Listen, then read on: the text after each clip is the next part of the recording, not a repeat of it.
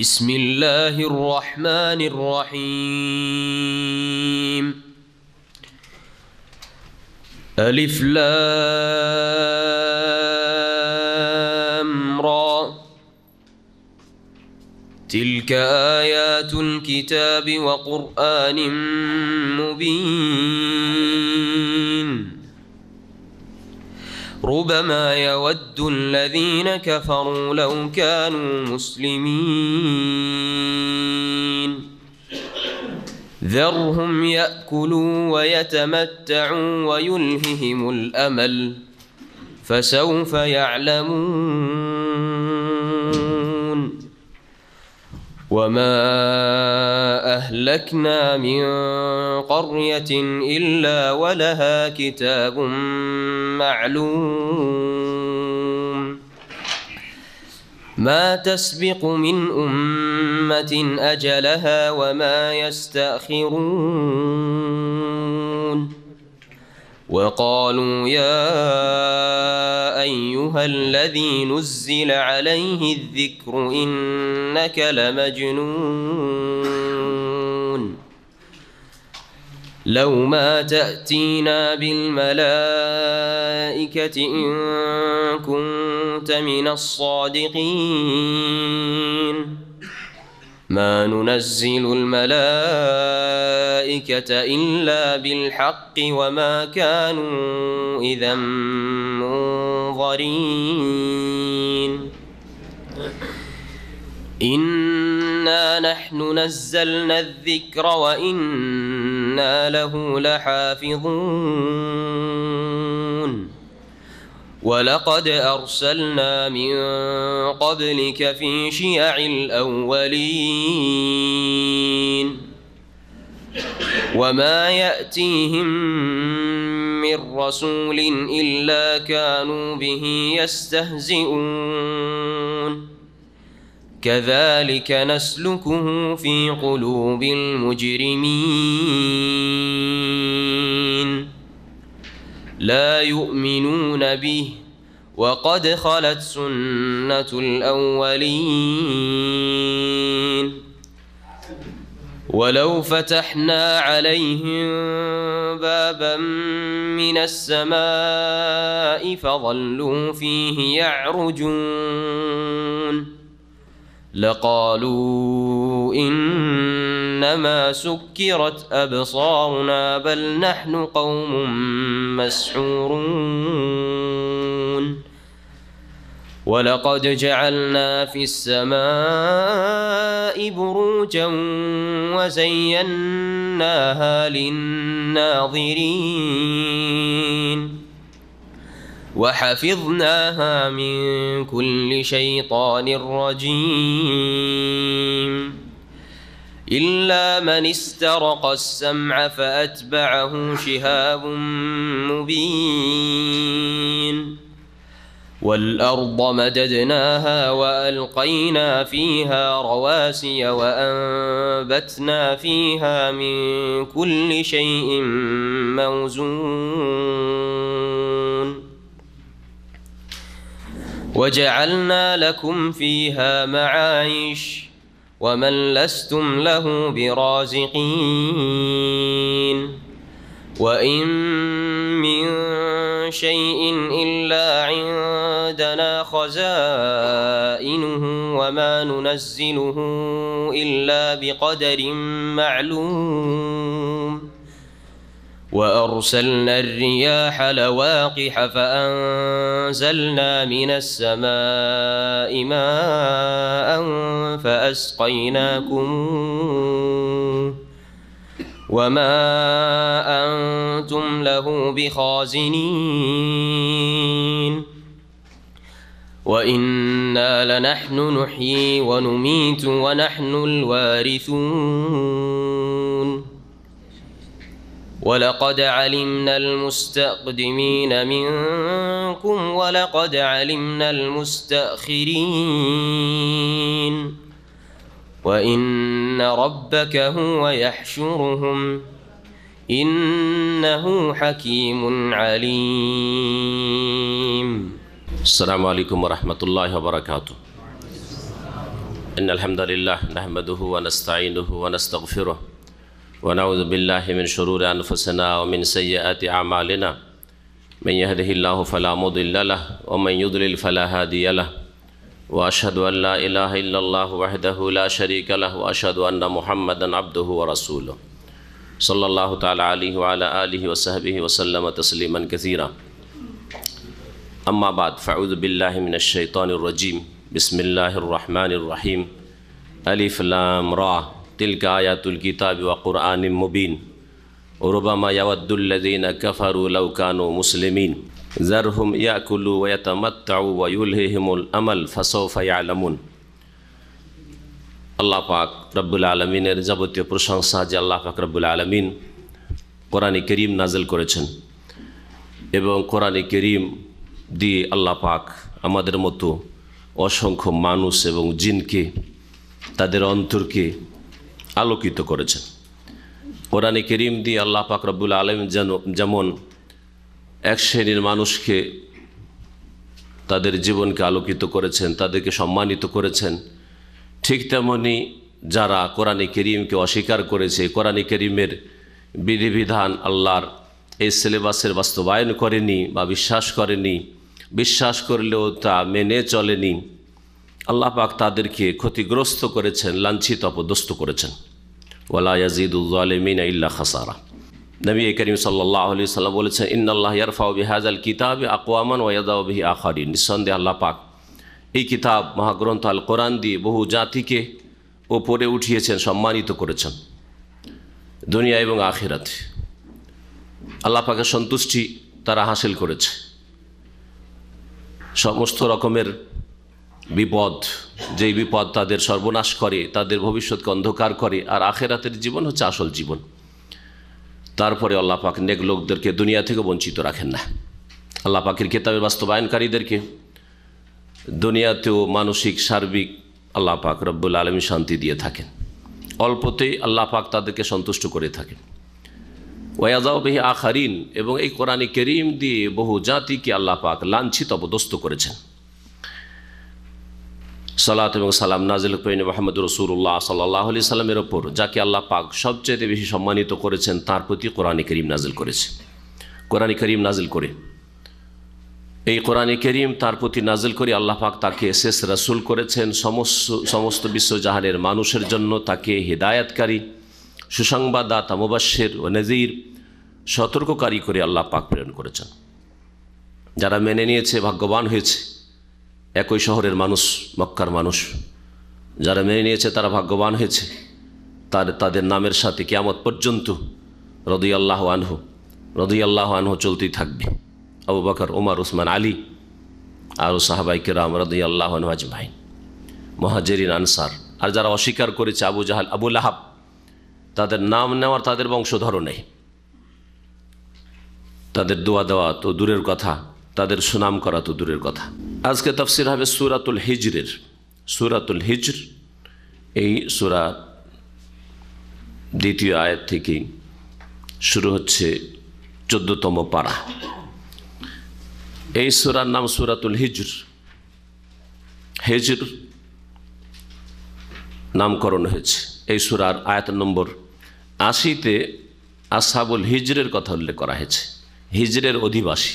হিজর এখানে বলা হয়েছে তাবুক এলাকার আল ওলা একটি শহর রয়েছে, তার আশেপাশে সামুদ জাতি প্রাচীন যুগে তাদের নবী আল্লাহ পাক প্রেরণ করেছিলেন সালেহ আলাইহিস সালামকে, তারা অস্বীকার করেছিল। তাদের জন্য আল্লাহ পাক মুজিজা, নিদর্শন পাঠিয়েছিলেন। উষ্ট্রি, নাকাতাল্লাহ ওয়া সুকিয়াহ, আল্লাহর উষ্ট্রির কথা আল্লাহ পাক উল্লেখ করেছেন। তারা অস্বীকার করেছিল, সে উষ্ট্রিকে জবাই করে দিয়েছিল এবং আল্লাহ পাকের অবাধ্য হয়েছিল, রাসূলের অবাধ্য হয়েছিল। আল্লাহ পাক ওই এলাকা, এই জাতিকে ধ্বংস করেছিলেন। ওদের কথা আলোচিত হয়েছে এই সূরায়। এই সূরা আয়াত নম্বর 80-তে ওয়ালাকাদ কাযযাবা আসহাবুল হিজরিল মুরসালিন, এই হিজর থেকেই নামকরণ হয়েছে সূরা হিজর। এই হচ্ছে এক হিজর। আর এক হিজর বলা হয় হিজরে ইসমাইলকে, যার অপর নাম হচ্ছে হাতিম। হিজরে ইসমাইলকে জানেন? হিজরে ইসমাইল কোন জায়গাটিকে বলা হয়? কাবার 4টি কোণার নাম রয়েছে। একটি হচ্ছে রুকনে শামি, হিজরের হাতিমের একটা দিকে, আর একটা নাম হচ্ছে রুকনে ইরাকি। এই দিকটা ইব্রাহিম আলাইহিস সালামের বুনিয়াদের ওপর কায়েম নেই। ইব্রাহিম আলাইহিস সালামের যে বুনিয়াদে একটু কাবা বড় ছিল, এই হাতিমটাও তাতে সামিল ছিল। কুরাইশদের হালাল পয়সা যখন কমে যায় তখন ছোট করে দেয় এটাকে, ওই জায়গাটুকে কিছুটা উঁচা করে যে ঘেরা আছে, এটা হচ্ছে হাতিম। এর অপর নাম হচ্ছে হিজর বা হিজরে ইসমাইল। হিজর মানে বেড়া বা ঘেরা, হিজর মানে সুরক্ষিত স্থান। সূরা ফুরকান হিজরা মাহজুরা এই শব্দটি ব্যবহৃত হয়েছে।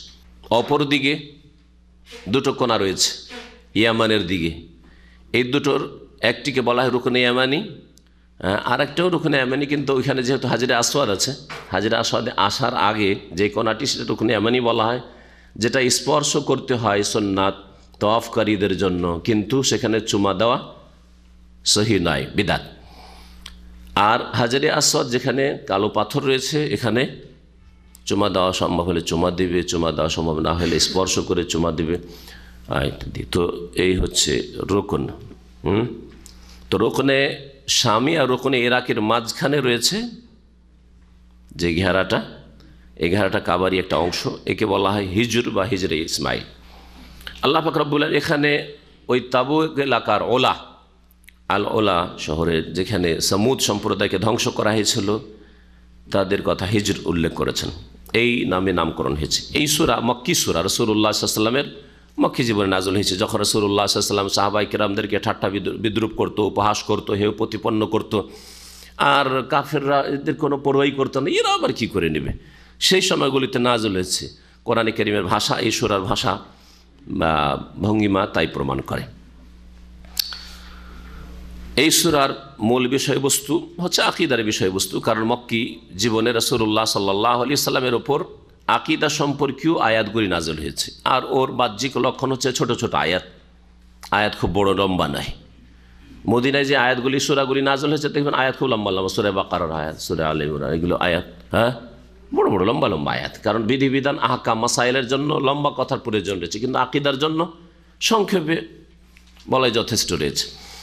আর সংক্ষেপে বললে সহজে কবুল করবে মানুষ, সহজে উপলব্ধি করতে পারবে। এই হিকমতে মক্কি সূরাগুলির আয়াতগুলি খুব ছোট ছোট। দেখেন এই সূরাতেও আয়াত খুব ছোট ছোট। এর মূল বিষয়বস্তু যা দিয়ে শুরু হয়েছে তা হচ্ছে রিসালাতের প্রতি ঈমান, আর রিসালাতের দুটোই দিক রয়েছে। ঈমানের স্তম্ভ কয়টি? 6টি। তার মধ্যে একটি হচ্ছে রাসূলগণের প্রতি ঈমান, আরেকটি হচ্ছে কিতাব সমূহের প্রতি ঈমান। তো রিসালার প্রতি ঈমান বললেই দুটো কি শামিল হয়ে যায়, কারণ রিসালাত মানে যাকে রাসূল বানানো হয়েছে, আর যাকে রাসূল বানানো হয়েছে তার কাছে আল্লাহর পক্ষ থেকে বাণী অবশ্যই ওহী এসছে। এই ওহীর নাম হচ্ছে ঈমান বিল কুতুব। এখানে কিতাবের কথা উল্লেখ করা হয়েছে, রাসূলুল্লাহ সাল্লাল্লাহু আলাইহি ওয়াসাল্লামের রিসালাতের কথা উল্লেখ করা হয়েছে। তাফসীর শুরু করি। আল্লাহ পাক ইরশাদ করছেন, বিসমিল্লাহির রহমানির রহিম, আলিফ লাম রা তিলকা আয়াতুল কিতাবি ওয়া কুরআনিম মুবিন। আলিফ লাম রা, আলিফ লাম মিম, হা মিম, এইরকম কাফ, নুন ওয়াল কালাম, একটি দুটি অক্ষর, তিনটি চারটি পাঁচটি, সবচাইতে বড় হচ্ছে কাফ হা ইয়া আইন সদ, তাই না, হা মিম, তারপরে আইন সিন কাফ আছে না, জি হ্যাঁ, এগুলিকে হরফে মুকাত্তাত মানে বিচ্ছিন্ন অক্ষর।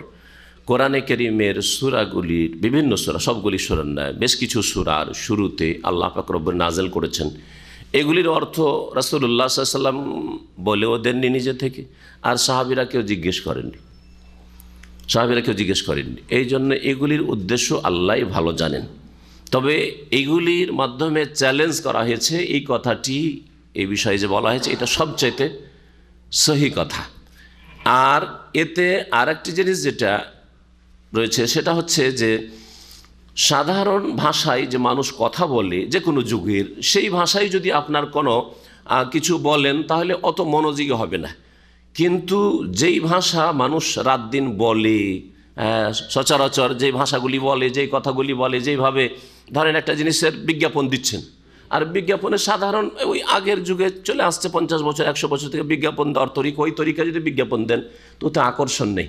কিন্তু নতুন পদ্ধতিতে একটা কিছু যদি বলেন আকর্ষণ হবে। আজকাল রাস্তাঘাটে দেখবেন অ্যাডভার্টাইজগুলোতে এতে নতুন নতুন পদ্ধতিতে সামান্য জিনিসের অ্যাডভার্টাইজ করছে, প্রচার করছে, কিন্তু এমনভাবে করছে অসাধারণ ভাষা দিয়ে যাতে আকর্ষণ হয় মানুষের, সবাই যেন দেখে আরে কথাটা কি লিখছে। আর এতেই এক শ্রেণীর লোকেরা করছে কি, শুদ্ধ ভাষা দিয়ে লিখছে না, কারণ শুদ্ধ ভাষা অনেকে পড়তেও মজা লাগে না ওকে, তারপরে বুঝেও না, অনেক জাহেল আছে, আর বুঝলেও পড়তেও ভালো লাগে না, শুনতে ভালো লাগে না, আর শুদ্ধ ভাষার সাথে তাদের সম্পর্ক নেই। কিন্তু মাতৃভাষা হ্যাঁ, মাতৃভাষা মজা লাগে সবাইকে, আঞ্চলিক ভাষা সবাইকে মজা লাগে, তাই না? আপনাদেরকে মজা লাগে, আপন অঞ্চলের ভাষা এত মজা লাগে যে মায়ের সাথে, খালার সাথে, বাপের সাথে ওই ভাষা দিয়ে কথা বলবেন, ঠিক না? তো এরা মাতৃভাষা দিয়ে কেউ বিজ্ঞাপন দেওয়া শুরু করেছে, কারণ ওতে আকর্ষণ রয়েছে। আরে কি লিখেছে দেখো, আরবি নয় এটা, মানে মাতৃভাষা, শুদ্ধ আরবি নয়। তো আরবরা এইরকম বিচ্ছিন্ন অক্ষর তাদের কাছে অজানা ছিল, বাকভঙ্গিমাতে আল্লাহ পাক নাজেল করলে আলিফ লাম মিম, আলিফ লাম রা এর মাধ্যমে সচেতন হচ্ছে কাফের, অমুসলিম কাফের মক্কার লোকের। আরে মোহাম্মদ কি বলে, মোহাম্মদ কি শোনায়, আলিফ লাম মিম কাফ কাফ আয়া আইন সদ, আরে কি বলে। যখন একটু সজাগ হলো, সচেতন হলো, তখন আল্লাহ পাকের কথাগুলি, তৌহিদের কথা, রিসালাতের কথা, আখিরাতের কথা, ইমানের কথা, আহকামের কথা, মাসাইলের কথা পেশ করা হচ্ছে যাতে মনোযোগী হয়। আল্লাহ পাক রব্বুল বলছেন আলিফ লাম রা। আর চ্যালেঞ্জ হচ্ছে যে আলিফ থেকে ইয়া পর্যন্ত এই যে অক্ষরগুলি, তার মধ্যে আলিফ লাম রা, আলিফ লাম মিম, এগুলি তোমাদের কাছেও আছে। কোরআনে কারিমে এমন কোনো অক্ষর অতিরিক্ত নেই যেই অক্ষরগুলি তোমরা ব্যবহার করতে পারো না। আছে কি? যে অক্ষরগুলি কাফেররা জানে আলিফ থেকে ইয়া পর্যন্ত, ওইগুলি দিয়ে কোরআনে কারিম আল্লাহ পাক রব্বুল আলামিন, কোরআনে কারিম আল্লাহ পাকের কালাম, আল্লাহ পাক নাজিল করেছেন। তাহলে তোমরা যদি কোরআনে কারিমকে বলো যে মানুষের রচিত, আল্লাহ নাজিল করেননি, আল্লাহর কালাম নয়, আল্লাহর ওহী নয়, তাহলে এইরকম বাক্য তৈরি করে তোমরা নিয়ে আসো, তাও তো পারছো না। চ্যালেঞ্জে তারা সামনে মোকাবেলা করার জন্য প্রস্তুত হতে পারে নাই। আল্লাহ পাক বলছেন তিলকা আয়াতুল কিতাব, এগুলি হচ্ছে যেগুলি বর্ণনা করা হবে, এগুলি হচ্ছে মহাগ্রন্থের আয়াত, বহুবচন আয়াত, আয়াতনের বহুবচন হচ্ছে আয়াত, মহাগ্রন্থের আয়াত। ও কোরআনি মুবিন, এবং সুস্পষ্ট আল কোরআনের, সুস্পষ্ট কোরআনের কি আয়াতসমূহ, এগুলি হচ্ছে মহাগ্রন্থের আয়াতসমূহ এবং সুস্পষ্ট কোরআনের আয়াতসমূহ। এখানে আল কিতাব আর কোরআনে মুবিন দুটো একই জিনিস না দুটো আলাদা আলাদা জিনিস? একই জিনিসকে বোঝানো হয়েছে না দুটো পৃথক পৃথক জিনিসকে বোঝানো হয়েছে? একই জিনিসকে বোঝানো হয়েছে। তাহলে বোঝা গেল যে মানে এবং, অকুরআন, ওয়া মানে এবং, ওয়া দিয়ে আতফ করলে পরস্পর বিপরীত হয় না, বিরোধী হয় না, যে আগের যেটা বলা হয়েছে সেটা হবে না, এটা সব সময় হয় না। বুঝা গেছে? যেটাই হচ্ছে আল কিতাব মহাগ্রন্থ, সেটাই হচ্ছে কোরআনে মুবিন, সুস্পষ্ট কোরআন, স্পষ্টকারী কোরআন, হক এবং বাতিলের রাস্তাকে স্পষ্ট করেছে। শুধু সুস্পষ্ট না, স্পষ্টকারী। মুবিন আল্লাহ বলেছেন, বাইয়িন বলেননি। বাইয়িন মানে স্পষ্ট, নিজেই স্পষ্ট, আর মুবিন মানে যে নিজেও স্পষ্ট আর অন্যকে স্পষ্টভাবে বুঝাতে পারে, জানিয়ে দিতে পারে, জ্ঞান দিতে পারে। এখানে যেটাই কিতাব মহাগ্রন্থ সেটাই হচ্ছে কোরআনে মুবিন। এইরকমই তো আয়াত রয়েছে, কাদ জাআকুম মিনাল্লাহি নূরুন ওয়া কিতাবুম মুবিন, আল্লাহ পাকের পক্ষ থেকে কাদ জাআকুম, তোমাদের কাছে নিঃসন্দেহে আগমন করেছে, এসে গেছে, মিনাল্লাহ, আল্লাহর পক্ষ থেকে, নূরুন, নূর এসেছে, ওয়া কিতাবুম মুবিন, এবং স্পষ্টকারী কিতাব এসেছে, তাই না? তাহলে এইখানে কি ওই এই কায়দাটি চলবে না, এই নীতিটা চলবে না, যে যেটাই নূর সেটাই হচ্ছে কিতাব? চলবে কি না? তাহলে বোঝা, এই বহু মুফাসসিরগণ এটাই বলেছেন যে যেটা হচ্ছে কিতাবে মুবিন সেটা হচ্ছে নূর, মানে এখানে আল কোরআনকে কি বলা হয়েছে?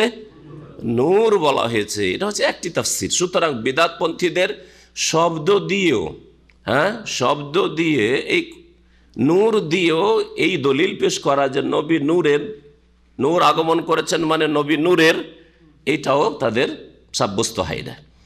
তারপরে যদি নূর মানে ধৈরেও দ্বিতীয় তাফসীর যে নূর মানে নবী, এখানে বোঝানো হয়েছে কাদ জাআকুম মিনাল্লাহি নূর, আল্লাহর পক্ষ থেকে নূর এসেছে মানে নবী এসেছেন, ও কিতাবুম মুবিন, এবং স্পষ্ট কিতাব এসেছে।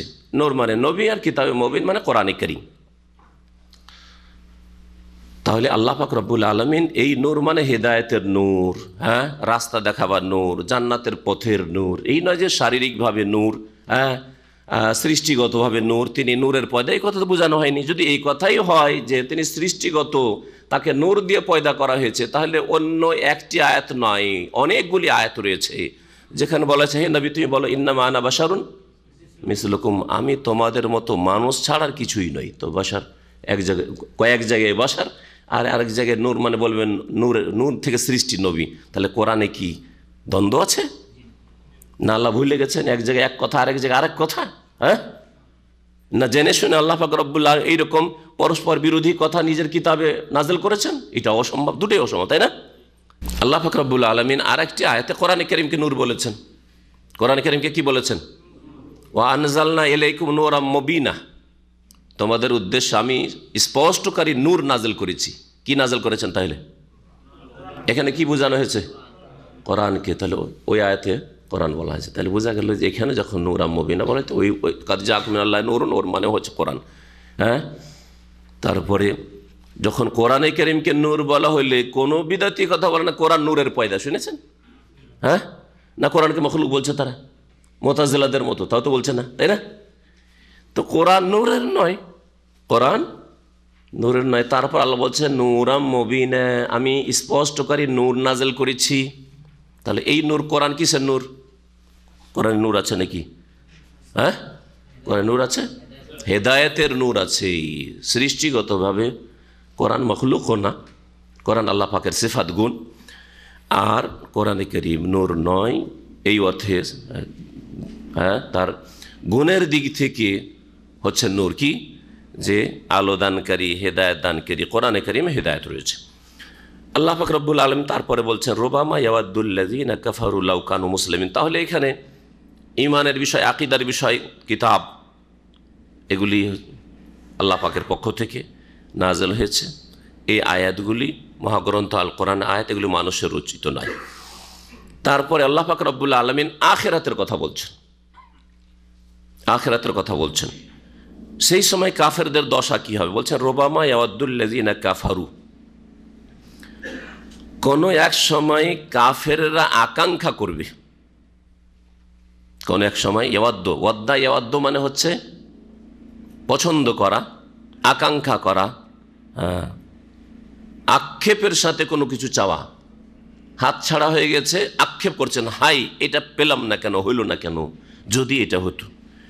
আল্লাহ বলছেন রোবামা ইয়াওয়াদ্দু। রোবামা শব্দটি শুনে নেন যারা কিছু গ্রামার বুঝেন বা বোঝার চেষ্টা করেন। আসলে এই ছিল রুব্বা। রুব্বা হচ্ছে হারফে জার, 17টি যে হারফে জার রয়েছে তার মধ্যে একটি হচ্ছে রুব্বা। রুব্বাকে বিনা তাসদিদে রোবাও পড়া যায়। রোবা যখন পড়বেন তখন তাতে মা অতিরিক্ত বাড়িয়ে দিতে হবে, রোবা মা। আর রুব্বাতেও মা বাড়ানো যায়, রুব্বা এমনিতে ব্যবহার হয়। রুব্বা রজলিন দাইফুন, রুব্বা রজলিন দাইফিন কওয়িয়ুন, কোনো কোনো দুর্বল মানুষ শক্তিশালী হয়, এই যে কোনো কোনোর অর্থে বা কখনো কখনোর অর্থে। এটাকে রুব্বা মাও পড়া যায় আর রোবা মা পড়া যায়। কোরআনে কারীমে বিনা তাসদিদে আল্লাহ এই শব্দটি ব্যবহার করেছেন। রুবামা ইয়াওয়াদ্দুল্লাযীনা কাফারু, কোনো এক সময় কাফেররা আশা আকাঙ্ক্ষা করবে, আক্ষেপের সাথে আকাঙ্ক্ষা করবে, চাইবে, লাউ কানু মুসলিমিন, যে তারা যদি মুসলিম হয়ে যেত, দুনিয়াতে মুসলিম হয়ে যদি আল্লাহর কাছে হাজির হইতো, লাউ কানু মুসলিমিন, হাই যদি মুসলিম হয়ে এই আখিরাতে আসতাম, মুসলিম হয়ে আমার মত হইতো, মুসলিম হয়ে যদি আল্লাহর সামনে বিচার দিবসে উপস্থিত হইতে পারতাম, লাউ কানু মুসলিমিন। সেই এমন সময় আকাঙ্ক্ষা করবে আর অতীতের পাপের ওপর আক্ষেপ করবে যখন আর সংশোধনের কোনো সুযোগ নেই। হ্যাঁ, দুনিয়াতে সুযোগ ছিল যে লাউ কানু মুসলিমিন, যদি মুসলিম হয়ে যেতাম ভালো হইতো, তো হয়ে যাও এখন, কিন্তু দুনিয়াতে মুসলিম হয়নি। এই সময়টি কোন সময় ছিল এই সম্পর্কে তাফসীরকারদের নানা মত রয়েছে। একদল বলছেন যখন মৃত্যু মুখে পতিত হবে, আল্লাহর আযাবের ফেরেশতাদেরকে, মালায়েকাদেরকে দেখে নেবে, তখন আক্ষেপ করে বলবে লাউ কানু মুসলিম, হাই যদি মুসলিম হয়ে যেতাম, মুসলিম হয়ে মরতে পারতাম। এই একটা। কেউ কেউ বলেছে যে না, কবরে যখন তার জিজ্ঞাসা শুরু হবে তখন। কেউ বলেছে বিচার দিবসে আল্লাহর সামনে আসামির কাঠগড়ায় কাফের মুশরিক বেদিন বিধর্মী যখন হাজির হবে তখন বলবে লাউকানু মুসলিম, হাই মুসলিম হয়ে যদি আসতাম, মুসলিমরা তাদের বিচারে পাশ করে তাদের ডান হাতে আমলনামার তারা যাচ্ছে জান্নাতে, লাউকানু মুসলিমিন, যদি মুসলিম হয়ে যেতাম। কেউ কেউ বলেছেন যখন মুসলিম গুনাহগাররা পর্যন্ত রাসূলুল্লাহ সাল্লাল্লাহু আলাইহি ওয়াসাল্লামের শাফাআত পাবে আর শাস্তি থেকে অব্যাহতি পেয়ে যাবে, তখন আক্ষেপ করবি, হায় যদি আমরা মুসলিম হইতাম তো রাসূলুল্লাহ সাল্লাল্লাহু আলাইহি ওয়াসাল্লামের শাফাআত হইতো, নেক লোকদের শাফাআত হইতো, আম্বিয়াগণের শাফাআত হইতো, লাউকানু মুসলিমিন আক্ষেপ করবে। কেউ কেউ বলেছেন যে জাহান্নামে যখন চলে যাবে জাহান্নামীরা, কাফের জাহান্নামীরা, স্থায়ী জাহান্নামীরা, আর মুসলিম ফাসিক গুনাহগার কাবিরা গুনাহ করেছে, সুদখোর ঘুষখোর বেঈমান, হ্যাঁ ফরজ ওয়াজিবাতে যাদের ঘাটতি, এইসব লোকেরা জাহান্নামে যাবে, জাহান্নামে যাবে। তখন বলবে যে আরে তোমরা মুসলিম হয়ে করেছো কি, তোমার বাপ দাদা মুসলিম ছিল, আমার হিন্দু ছিল, খ্রিস্টান ছিল, ইহুদি ছিল, পার্থক্য কি, তোমরাও জাহান্নাম আমরাও জাহান্নামে। তখন আল্লাহ পাক রব্বুল আলামিন রহমত প্রাধান্য পাবে, ইন্না রাহমাতি সাবাকাত আলা গাযাবি, আমার রহমত, আমার ক্রোধ, আমার গজবের উপর প্রাধান্য পাবে, অগ্রাধিকার পাবে। আল্লাহ পাক বলবেন যে আমার রহমতে মুমিন যারা তৌহিদ প্রতিষ্ঠা, মুমিন মানে মুশরিক আবার শিরকি আকীদার লোক না, সহি আকীদার তৌহিদ ছিল কিন্তু ফরজ ওয়াজিবে ঘাটতি ছিল, হারাম কাবিরা গুনাহ করে গেছে, জাহান্নামে জ্বলবে কিছুকাল, দীর্ঘকাল। আর তারপরে তাদেরকে আল্লাহ তাঁর রহমতে যখন জাহান্নাম থেকে বের করে জান্নাতের হুকুম করবেন, ওই কাফের আসামিরা চিরকালের জাহান্নামীরা দেখবে যে আমাদের চোখের সামনে থেকে এই মুসলিম জাহান্নামীরা ছিল, এরা উঠে উঠে চলে গেল রে, এরাকে আল্লাহ জান্নাত দিয়ে দিল। রুবামা ইয়াওয়াদ্দুল্লাযীনা কাফারু লাউ কানু মুসলিমিন, সেই দিন আক্ষেপ করে বলবে যে হাই আমরাও যদি মুসলিম হইতাম তো আমাদের ওপর আল্লাহ পাকের রহম হইতো, আর আজকে আমরাও জাহান্নাম থেকে উঠে জান্নাতে যাওয়ার সুযোগ পেতাম। এই যতগুলি তাফসির করা হয়েছে এক একটি করে তাফসির না করে সবগুলি হইতে পারে, কারণ একাধিকবার, রুবামা মানে একবার শুধু হয় না, হ্যাঁ কোনো সময় একাধিক সময় হইতে পারে। এই রুব্বা শব্দটি দুই অর্থে ব্যবহার হয়, পরস্পর বিরোধী, অধিকাংশের ক্ষেত্রে ব্যবহার হয়, আবার অল্প সময়ের ক্ষেত্রে ব্যবহার হয়। কি মানে, যদি বলেন রুব্বা রাজুলিন দাইফিন কাউইয়ুন, কখনো কখনো দুর্বল মানুষও শক্তিশালী হয়ে যায়, অসুস্থ তারপরে শক্তিশালী, তাই না, কখনো কখনো হয়, তো অল্পর অর্থ আসলে। আর কখনো অধিকাংশের অর্থ হয়, অধিকাংশ সময় এই অর্থ ব্যবহার হয়ে থাকে রুব্বা মানে। তো এখানে অল্প বা কিছু সময়ের অর্থে ব্যবহার হয়েছে। কোনো কোনো সময় এরকম হবে, এমন এক সময়গুলি আসবে যে সময়গুলিতে কাফের তামান্না করবে, আকাঙ্ক্ষা করবে, মনের কামনা বাসনা প্রকাশ করবে যে হায় লাউ কানু মুসলিমিন, তারা যদি মুসলিম হয়ে যেত। আল্লাহ পাক বলছেন নবী সাল্লাল্লাহু আলাইহি ওয়াসাল্লামকে যারহুম, এদেরকে ছেড়ে দাও, মানে উপেক্ষা করো, জবরদস্তি করার কিছু নেই। ইয়াকুলু, এদেরকে খেতে দাও, খেতে থাক, এরা ভক্ষণ করতে থাক। ওয়াতামাত্তাউ, এবং ভোগ বিলাস করতে থাক, তামাত্তু মানে ভোগ বিলাস করা। ওয়ায়ুলহিহিমুল আমাল, এবং এদের মিথ্যে আশা এদেরকে উদাসীন করে রাখুক। আল্লাহ ইউলহি মানে হচ্ছে গাফিল, উদাসীন করে রাখা। আল্লাহ কুমুত্তাকাসুর, আল্লাহ কুম, কুম এখানে জমির, আল্লাহ কুম, তো আল্লাহ হচ্ছে বাবে ইফাল থেকে মাজির শেখা, আর এখানে ইউলহি, আল্লাহ ইউলহি হিমুল আমাল, তাদেরকে উদাসীন করে রাখুক তাদের মিথ্যে আশা। আমাল বলা হচ্ছে উচ্চ আকাঙ্ক্ষা, বড় বড় আকাঙ্ক্ষা, কাজকর্ম না করে আশা আকাঙ্ক্ষা করা, হ্যাঁ, ইমানবিহীন, আমলবিহীন, নামাজ নেই, তৌহিদ নেই, সুন্নত নেই, আল্লাহর ভয় নেই, কাবিরা গুনাহ থেকে বাঁচেন না, পর পর গুনাহ হয়েই যাচ্ছে, তওবা নেই, আর আশা করে বসে আছেন যে মুসলিম তখন জান্নাত পাবো, একে বলা হয় আমল। এটা হচ্ছে ভ্রান্ত মিথ্যা আশা, মিথ্যা আশা। আর সহি আশা হচ্ছে রাজা, আপনি রাজা, আল্লাহ রহমতের আশাবাদী হইতে বলেছেন, লা তাকনাতু মির রাহমাতিল্লাহ, আল্লাহর রহমত থেকে নিরাশ হইও না, মানে আশা রাখো। তাহলে আপনি ঈমান আমলের সাথে আর ভুল ভ্রান্তি হলে তওবার সাথে প্রতিদিন তওবা করছেন, প্রতিদিন আপনি যে ভুলগুলি হয়েছে আর করব না, আগামীতে আল্লাহ না করে যদি হয়ে যায় আবার সাথে সাথে দ্রুত তওবা করছেন, তারপরে যদি রহমতের আশা রাখেন তো এটা শরীয়ত সম্মত। কিন্তু বিনা ইমানে বিনা আমলে আর পাপ থেকে বাঁচছেন না, গুনহার ওপর গুনহার বোঝা চাপতে আছে, আর আশা করছেন একে আমল বলা হয়। আল্লাহ পাক বলছেন ফাসফে আলামুন, তারা অচিরেই জানতে পারবে, তারা শীঘ্রই জানতে পারবে। ওমা আহলাকানা মিন কারিয়াতিন, তাদের পরিণাম জানতে পারবে। আল্লাহ পাক তারপরে বলছেন বিগত যুগের যে কোনো জাতির কথা, যে কোনো জনপদের, ওমা আহলাকানা মিন কারিয়া, আমি কোনো জনপদকে ধ্বংস করি না, কিন্তু কখন ধ্বংস করি তার একটা নির্দিষ্ট সময় রয়েছে। ইল্লা ওয়ালাহা কিতাব মালুম, তবে সেই জনপদের সেই জনপদের অধিবাসীদের জন্য নির্দিষ্ট একটা লিখনি রয়েছে। আল্লাহ পাক লিখে রেখেছেন এতদিন এই জাতিকে, এই সম্প্রদায়কে ছাড় দেওয়া হবে, আর তারপরে ধরা হবে, অমক সময় এদেরকে ধরা হবে।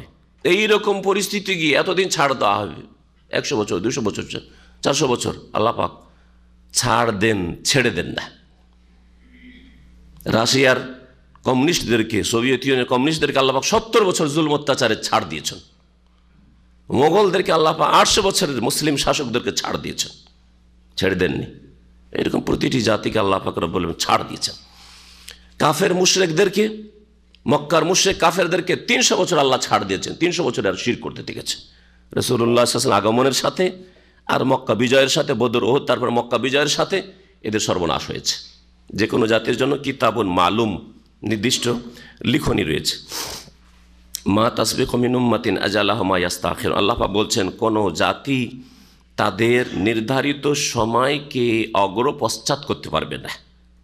তাসবিকু সাবাকা ইয়াসবিকু, কোন জাতি তাদের নির্ধারিত সময়কে ত্বরান্বিত করতে পারবে না, তাসবিকু এগিয়েও দিতে পারবে না যে আমি থাকবো না, ওমা ইস্তাখিরুন, আর তাকে পিছিয়েও দিতে পারবে না। যখন আল্লাহ পাকের নির্ধারিত সময় চলে আসবে, ব্যক্তি সম্পর্কে হোক অথবা সমাজ সম্পর্কে হোক, পরিবার সম্পর্কে হোক, জাতি সম্পর্কে হোক। ওয়াকালু, কাফের মুশরিকরা রাসূলুল্লাহ সাল্লাল্লাহু আলাইহি ওয়াসাল্লামকে ঠাট্টা বিদ্রূপ করে বলতে, ইয়া আইয়ুহাল্লাযী নুযিলা আলাইহি যিকরু, হে ওই ব্যক্তি, ও হে, ইয়া আইয়ুহাল্লাযী, এটা হচ্ছে বাকভঙ্গিমা কেমন, যেমন আমরা বাংলা বলতে ও হে, ঠাট্টার ছলে, ও হে ওই মানুষ, আল্লাযী নুযিলা আলাইহি যিকরু, যার ওপর নাকি কোরআন নাযিল হচ্ছে। জিকির মানে এখানে কোরআন, উপদেশ। ওহে ওই ব্যক্তি যার ওপর নাকি কোরআন নাযিল হচ্ছে, ইন্নাকা লামাজনুন, নিঃসন্দেহে তুমি পাগল, নিঃসন্দেহে তুমি একজন পাগল। রাসূলুল্লাহ সাল্লাল্লাহু আলাইহি ওয়াসাল্লামকে তারা পাগলও বলতো, আবার পরস্পর বিরোধী কথা, কবিও বলতো। আরে পাগল আবার কবি হইতে পারে নাকি? যেদিন কাজী নজরুল ইসলাম আমের অবস্থা খারাপ হয়েছে, সেই দিন আর কাব্য রচনা করতে পারেনি, ঠিক না? তাহলে পাগল আবার কবি হইতে পারেনি, যতদিন পাগল ছিল না ততদিন কাব্য রচনা করেছে। পরস্পর বিরোধী কথা না? তারপরে গণক, সাহের, জাদুকর কি করে হইতে পারে একজন পাগল? ও পাগলের তো কোনো সংকল্প নেই, তো কি করে জাদু করবে? আর কি করে গণকের মন্ত্রতন্ত্র করবে? সে তো তোর কোনো সংকল্পই নেই তার। এগুলো আসলে হেও প্রতিপন্ন করার জন্য। আপনি যদি একা হন আর গ্রামের লোক আপনার সবাই বিরোধী হয়, 1 2 5 জন, আপনারা তো আপনাদেরকে প্রথম ঠাট্টা উপহাস করে আপনাকে কি করতে চায়, আপনি যে কাজটা করতে চান, বলতে চান, সেটা থেকে বিরত রাখতে চান। আপনি সহি আকীদার কথা বলেন আর সহি সুন্নাতের কথা বলেন, শিরক বিদআতের সম্পর্কে যদি আপনি কিছু বলেন যেগুলো শিরক, এগুলো বিদআত, তো আপনাকে পাগল বানিয়ে দেবে গ্রামের মানুষ। এটা হচ্ছে বদচরিত্র মানুষদের চরিত্র। এটা হেও প্রতিপন্ন করে একে একে এমন পাগল বানিয়ে দাও যে আর লজ্জায় কিছু বলবে না, চুপ হয়ে যাবে। তো রাসূলুল্লাহ সাল্লাল্লাহু আলাইহি ওয়াসাল্লামকে সাহাবায়ে কেরামদেরকে এভাবে চুপ করাবার চেষ্টা করেছিল। এরা সব পাগলের দল। লাউ মা তাতিনা বিল মালাইকাতি ইন কুনতুম মিনাস সাদিকিন, হে নবী, তুমি যদি সত্যবাদী হও, সত্যবাদীদের অন্তর্ভুক্ত হও, তো লাউ মা তাতিনা বিল মালাইকা, ফেরেশতাদেরকে কেন আমাদের কাছে নিয়ে আসছো না? যদি আসলেই তুমি রসুল হও, তো আল্লাহর পক্ষ থেকে আল্লাহর ফেরেশতা পাঠিয়ে দিক, আর ফেরেশতা এসে বলুক যে এই মুহাম্মদ হচ্ছে রসুল। আল্লাহ পাক রব্বুল বলছেন মা নুনাজ্জিলুল মালাইকাতা ইল্লা বিল হক, যথাযথ কারণ ছাড়া আমি ফেরেশতাদেরকে নামাই না। বিশেষ অবস্থা ছাড়া, বিশেষ কারণ ছাড়া আল্লাহ ফেরেশতাদেরকে, মালাইকাদেরকে আকাশ থেকে মানুষের উদ্দেশ্যে নামান না। আল্লাহ পাক যেমন নামিয়েছেন অহদে, নামিয়েছেন হুনাইনে, আল্লাহ পাক রব্বুল বিশেষ সময়। আল্লাহ পাক যেসব জাতিকে ধ্বংস করেছেন তখন ফেরেশতা পাঠিয়েছেন। লূত আলাইহিস সালামের জাতিকে ধ্বংস করার জন্য আল্লাহ পাক ফেরেশতা পাঠাচ্ছেন। ফেরেশতা মেহমান হয়ে ইব্রাহিম আলাইহিস সালামের বাড়িতে আসছে, আবার ওখান থেকে যাচ্ছেন লূত আলাইহিস সালামের এলাকায়, এইভাবে আল্লাহ পাক যথাযথ কারণ বিল হক, যথাযথ কারণ ছাড়া আল্লাহ পাক এমনি এমনি ফেরেশতা চাইবে যে ফেরেশতা এসে সার্টিফাই করুক যে মোহাম্মদ হচ্ছে রসুল, তাহলে মানবো, এইরকম পাঠাবেন না। আর যদি আল্লাহ পাঠিয়ে দেন আর তারপরে না মানো, তোমাদের একজন না মানে, তো কোনো কল্যাণ নেই, তোমাদের ধ্বংস করে আল্লাহ ছাড়বেন। আর আল্লাহ তোমাদের উপর এখনো দয়া করতে চান, ধ্বংস করতে চান না। আসলে এই কথা এখানে বলতে চেয়েছেন আল্লাহ। তাই বলছেন ওমা কানু এজাম মুনজিরুন, ওমা কানু এজাম মুনজারিন। আর যদি এজান মানে যদি ফেরেশতা নেমে চলে আসে, তাহলে তাদেরকে ছাড় দেওয়া হবে না, তাদেরকে ছাড় দেওয়া। ফেরেশতা চলে আসলো, বলল তাদেরকে হ্যাঁ যে কোরআন সত্য, নবী সত্য, মুহাম্মদ সাল্লাল্লাহু আলাইহি ওয়াসাল্লাম নবী হচ্ছেন, আর তারপরে কেউ মানলে না, ওমা কানু এজাম মুনজারিন, তাহলে তাদেরকে আর ছাড় দেওয়া হবে না, অবসর দেওয়া হবে না। ইন্না নাহনু নাযালনা যিকরা ওয়া ইন্না লাহু লাহাফিজুন, সূরা হিজর আয়াত নম্বর 9। এই আয়াতে আল্লাহ পাক রব্বুল আলামিন কোরআনে কারীমের হেফাজতের, সংরক্ষণের নিজেই দায়িত্ব নিয়েছেন স্বয়ং। সারা বিশ্বের সমস্ত মুসলিম যদি কোরআন থেকে হাত উঠিয়ে নেয় যে আমরা কোরআনের হেফাজত করতে পারবো না, কোরআন ছাপাতে পারবো না, পড়তেও পারবো না, মুখস্থ করতে পারবো না, আল্লাহ হেফাজত করবে। সারা বিশ্বের সমস্ত মুসলিম না, মুসলিম কাফের সবাই মিলে যদি কোরআনের শব্দে বিকৃতি ঘটাতে চায়, বাক্যে বিকৃতি ঘটাতে চায়, তো পারবে না, অসম্ভব। আল্লাহ পাক হেফাজতের দায়িত্ব দিয়েছেন। হেফাজত মানে শুধু কপির হেফাজতের না, হ্যাঁ, শব্দের হেফাজতের আল্লাহ দায়িত্ব নিয়েছেন। কোনো একটা শব্দে হেরফের রদ বদল করতে পারবে না। আচ্ছা, অর্থের বিকৃতি ঘটাবার বিদাতপন্থীরা, ধর্ম ব্যবসায়ীরা কোরআনের অপব্যাখ্যা করে অর্থের বিকৃতি ঘটেছে, তাহরিফ করেছে, কিন্তু আল্লাহ পাক যুগে যুগে এমন আলেম ওলামা, আইম্মা ইসলাম আর মুহাদ্দিসিন আর গবেষক ওলামায়ে কেরাম আর হকপন্থীদেরকে আল্লাহ পাক পয়দা করেছেন, আলেমে দ্বীন পয়দা করেছেন, যে তাদের মুখোশ খুলে দিয়েছে, যে কোন আয়াতের বিকৃতি ঘটাচ্ছে আর কোন আয়াতের অপব্যাখ্যা করছে, কোন আয়াত আল্লাহর তৌহিদের আয়াতকে দিয়ে শিরকের প্রচার করছে আর বিদাতের প্রচার করছে, আর এমন কিছুর প্রচার করছে যা রাসূলুল্লাহ সাল্লাল্লাহু আলাইহি ওয়াসাল্লাম ওইভাবে বা সাহাবায়ে কেরামরা ওইভাবে ব্যাখ্যা করেননি, আর তারা জানেন এরকম ব্যাখ্যা।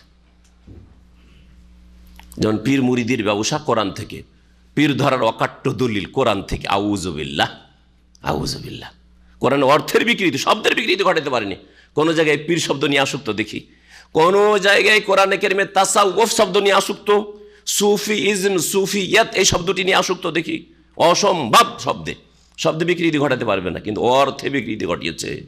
ইহসান মানে ফালা তুযাক্কু আনফুসাকুম হুয়া আ'লামু মানে তাকা তাজকিয়া নফস, ওয়া ইউযাক্কিহিম ওয়া ইউআল্লিমুহুম তাজকিয়া নফস মানে সুফিইজম আর হুলুল আর ওয়াহদাতুল উজুদ আর তাসাউরের শেখ আর তাসাউরের কি বলছে ফানাফিল ফিশ শেখ আর ফানাফির রসুল আর ফানাফিল্লাহ। আউযুবিল্লাহ, কোথায় কুফরি কথা আর কোথায় কোরআনে কারীম তৌহিদ নিয়ে এসেছে।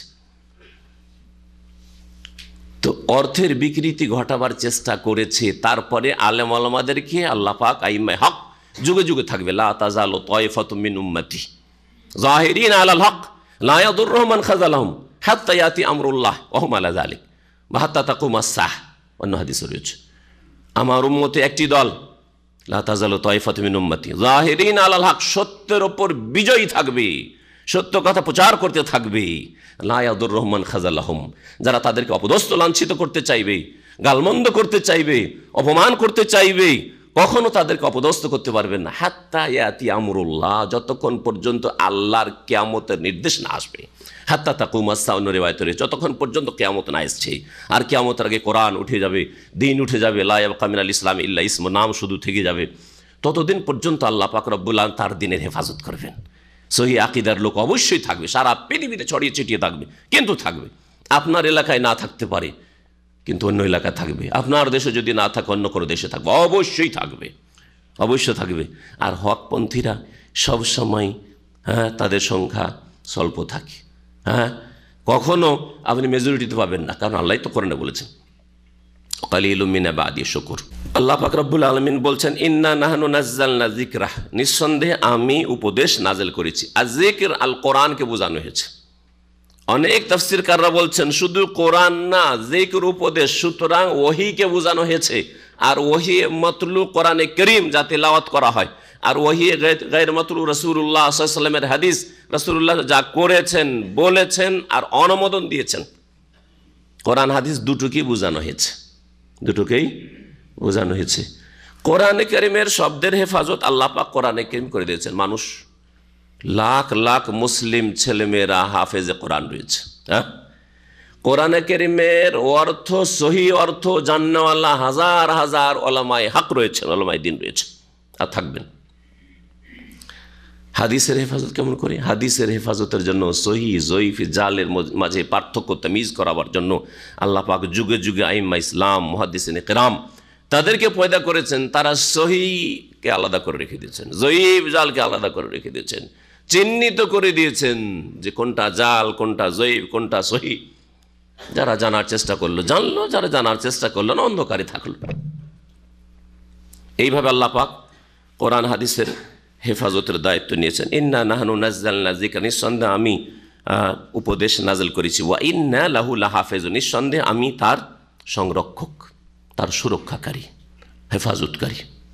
অবশ্যই আর বলছেন ওয়া ইন্না লাহু লাহাফিজুন, তাকিদের সাথে ইন্নার তাকিদ আর লাম তাকিদ, লাহাফিজুন, অবশ্যই অবশ্যই আমি তার হেফাজতকারী। আল্লাহ হেফাজত করবেন কোরআনে কারীমের ইনশাআল্লাহ তাআলা। ইনশাআল্লাহ বলারও প্রয়োজন নেই, কারণ কোরআনের কথা।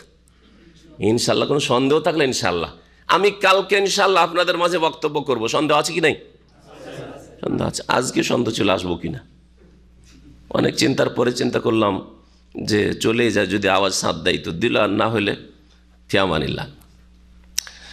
তো কথা হচ্ছে যে কালকে এই কাজটা করব, সন্দেহ আছে বলে ইনশাআল্লাহ বলতে হবে, কিন্তু কোরআনে কারীমে সন্দেহ আছে নাকি?